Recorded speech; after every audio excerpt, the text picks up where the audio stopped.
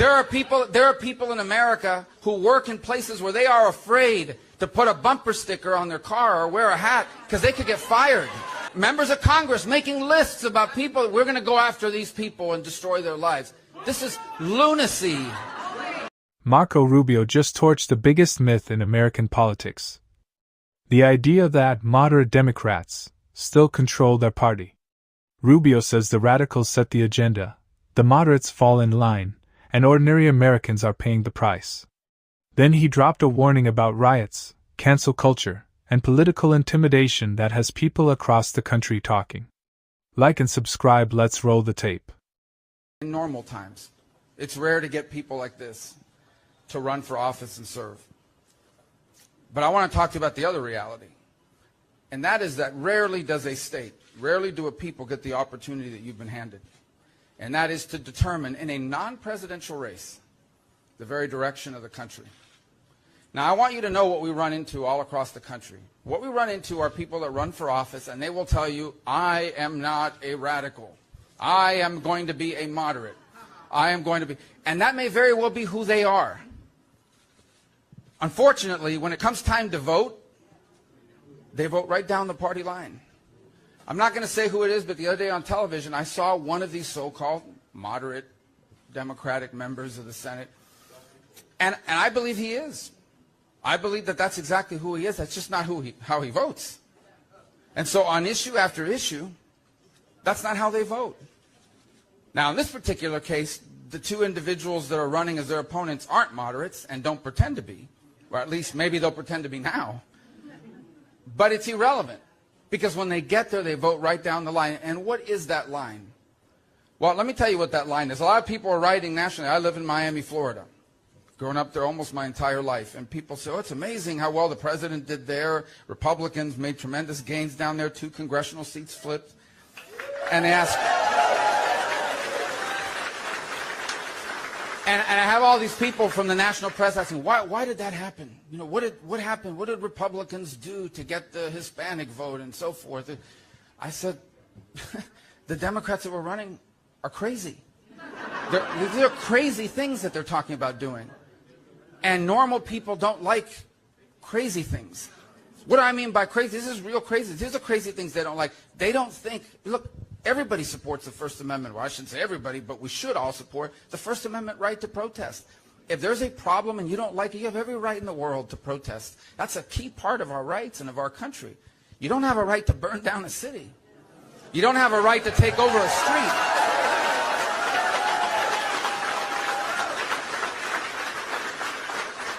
You know, there is no... We forget a week ago at this time, or maybe 8 days ago at this time, the news was filled with stories of major American cities where these businesses were putting up plywood, which is what we do when a hurricane is on the way, but not when an election is on the way.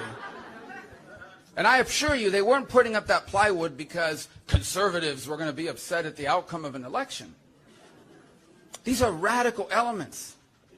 These are radical elements. So these people don't like that. These people don't like police brutality. Our men and women in law enforcement are extraordinary human beings. Now, they'll be the first ones to tell you that, like any endeavor that involves human beings, there are people among them that do things that shouldn't be done. But that doesn't mean you get rid of the police department and replace them with social workers. Because if, God forbid, tonight someone breaks into your home and holds your family at gunpoint, you don't want a grief counselor. You don't want somebody there to sort of talk them through it. You want police officers to show up and save your life and your family's life. And so they think defunding the police is crazy. They think it's crazy. They're upset. You know, some people are really upset about this. They've got kids. I know, forget about people. I personally know people whose kids are in college, okay? And they've got a crazy professor saying outrageous things. And I'm not saying all professors are crazy. I'm saying there's a lot of crazy professors. There are. Believe whatever you want. But these kids are terrified.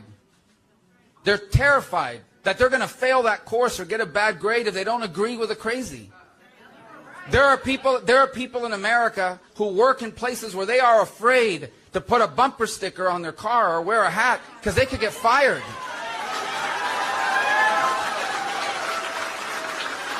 And if you think I'm exaggerating, they're making lists. There are people right now making lists of people they want to go after. And members of Congress making lists about people, we're going to go after these people and destroy their lives. This is lunacy. It's lunacy. So yeah, normal people, you know, here's normal people that want to own a home and raise their family in a safe community and retire with dignity and have a country that's safe and stable and give their children a chance at a better life. They're going to vote against people that are crazy and that want to undermine all of that. And that's what's at stake in this election. Because if we don't control the United States Senate, that is the agenda that's going to be pushed. And it doesn't matter. It doesn't even matter if the majority of the Democrats, if you polled them and gave them truth serum, were not in favor of it. Because all the energy in that party, all the money in that party, all the people who get on the cover of magazines in that party are in favor of these radical. What you just watched was bigger than one speech from Marco Rubio. It was a direct attack on the entire idea that today's Democratic Party is still being driven by moderates. Rubio's argument is that the real power inside the party no longer comes from the center. It comes from activist pressure, media outrage, and ideological enforcement. That's why he focused so heavily on riots, cancel culture, policing, and fear of speaking openly. Because strategically, this isn't just about elections anymore. It's about social pressure. Who gets punished? Who gets protected? And who gets labeled dangerous for disagreeing? And whether you agree with Rubio or not, that's the deeper reason clips like this hit so hard with voters. A lot of Americans feel like politics has moved beyond normal policy debates and into something more cultural and personal, where your job, reputation, or livelihood can be targeted over the wrong opinion. That's the environment Rubio is warning about. Not just political division, but ideological conformity becoming the expectation. And the bigger question underneath all of it is this: are Americans still free to disagree openly, or are we entering an era where social and political pressure decides what can safely be said? Drop your thoughts in the comments. Like, share, and subscribe for deeper political breakdowns the mainstream media won't touch. No spin. No fluff. Just the agenda.